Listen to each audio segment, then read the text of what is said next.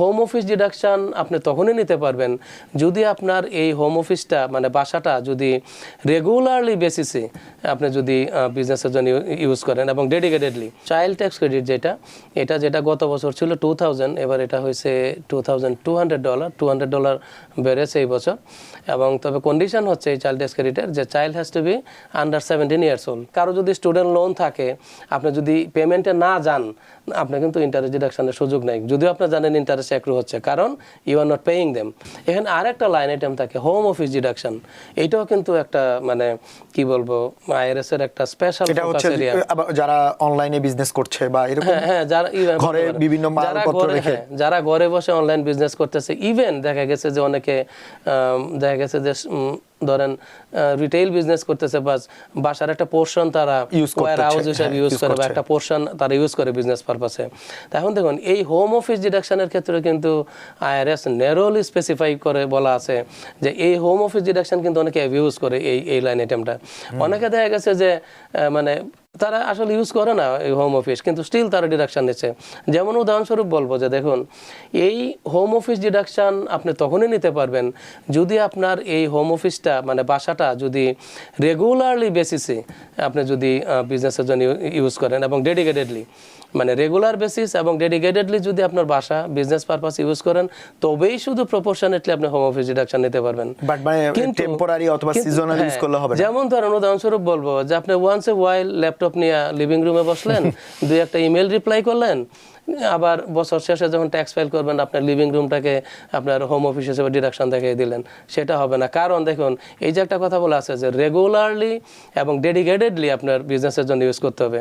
তার মানে once a ওয়াইল আপনি দুই একটা ইমেল রিপ্লাই করলেন, ইট ডাজন্ট মিন যে আপনি আপনার ওই ভাষাটা আপনি বিজনেস পারপাস ইউজ করতেছেন।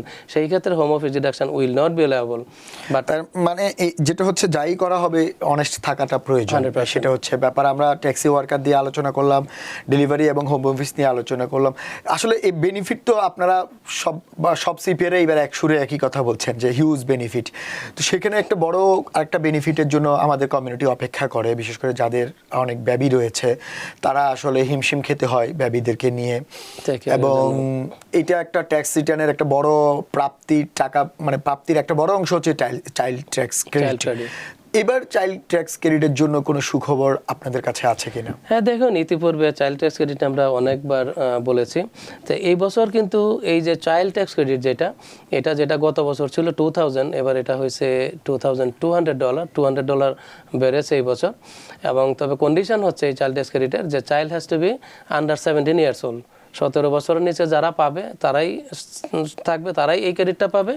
এবং এই ক্রেডিটটা পাওয়ার জন্য আপনাকে কিন্তু মিনিমাম ইনকাম থাকতে হবে 2500 মিনিমাম ইনকাম, আদারওয়াইজ কিন্তু ক্রেডিট পাবেন না। এবং এই ক্রেডিটের দুইটা পোর্শন, একটা হচ্ছে রিফান্ডেবল, $1,700 রিফান্ডেবল, এটা আপনার ইনকাম $2,500 থাকলেই এটা পেয়ে যাবেন।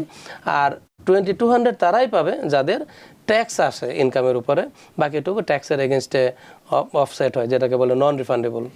সেই ক্ষেত্রে যত কিডস থাকবে ততজনের জন্যই পাবে। হ্যাঁ, পার চিলড্রেন আপনার $2,200 চাইল্ড ক্রেডিট। সেই ক্ষেত্রে আগে কত ছিল?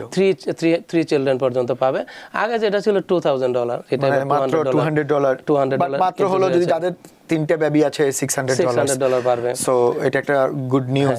এটা গেল একটা। এটার সঙ্গে কি আদার্স যে বেনিফিট গুলো ওয়ান বিগ বিউটিফুল বিল এর আন্ডারে, যেমন house holder wealth, child credit wealth, আরো যে রয়েছে, তা মানে এরা কি ওই সবগুলোর মধ্যে ওগুলো যদি পড়ে, যদি এলিজিবল হয়, সেগুলো নিতে পারবে?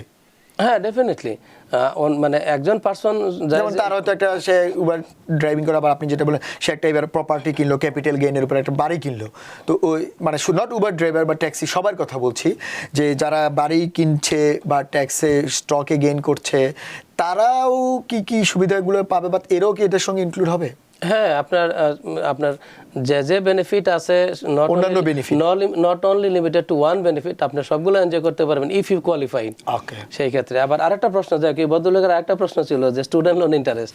এখন দেখুন যে স্টুডেন্ট লোন ইন্টারেস্টের ক্ষেত্রে আপনি যদি কোনো ইন্টারেস্ট পে করেন, খেয়াল করবেন, যদি ইন্টারেস্ট পে করেন সেটা আপনার ট্যাক্স রিটার্নে ডিডাকশন নিতে পারবেন as a student loan interest deduction.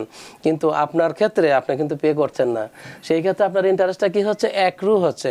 এখন মনে রাখবেন আপনারা কিন্তু ক্যাশ বেসিস ট্যাক্স পেয়ার, এবং as a cash basis tax payer আপনার যদিও ইন্টারেস্ট অ্যাক্রু হচ্ছে, আপনি কিন্তু এটা ডিডাকশন নিতে পারবেন না, because you are not paying it. আপনি যখন পে করবেন তখন এই ইন্টারেস্ট আপনার ডিডাকশানে আসবে।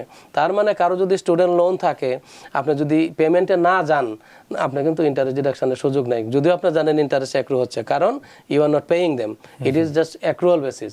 তো সেটাই যে আপনার ক্ষেত্রে আপনি যেহেতু পেমেন্ট করছেন না, সেক্ষেত্রে আপনার ইন্টারেস্ট মানে যখন থেকে পেমেন্ট করবে, যে বছর থেকে, হ্যাঁ, যখন আপনি পেমেন্টে যাবেন ক্লেম করতে পারবেন, তখন ইন্টারেস্ট ডিডাকশন আপনি নিতে পারবেন, যতটুকু ইন্টারেস্ট পে করবেন।